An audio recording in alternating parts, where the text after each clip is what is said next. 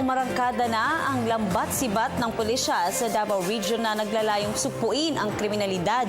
Yan ang tinutukan na aming kasama si Pengalino ng Radyo ng Bayan Davao. Opisyal na inilunsad ng Police Regional Office of PRO 11 ang Oplan Lambat-Sibat upang masugpo na ang klase-klaseng krimen na nagaganap sa iba't ibang dako ng reyon para na rin sa kaligtasan ng kararami.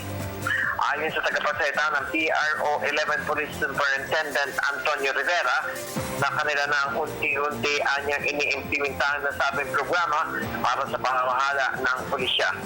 Ang bagong malawakang anti-crime campaign na ito ay para sa regular na pag-audit ng crime incident reports ng police station level at nagamit ang datos at matumbok ang mga crime hotspots at crime patterns. Dagdag pa nito na kabilang sa malawakan ang police intervention, ang paglalagay ng mga checkpoints sa strategic lugar, foot at mobile patrols, pagtutok sa intel-driven operations laban sa mga most wanted persons at mga miyembro ng mga kriminal na mga gangs. Napakalaking bagay anya dito ang police visibility bilang preemptive measure sa pagbabantay sa kaligtasan ng komunidad. Ngunit mas mahalaga na maging malapit na ang publiko sa pulisya at panumbalik ang tiwala nito sa isa't isa.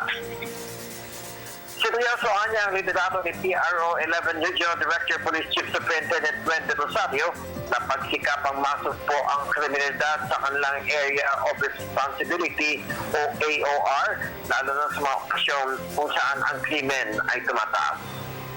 Para sa Telebisyon ng Bayan, Peng Alinyo, Radyo ng Bayan, Davao.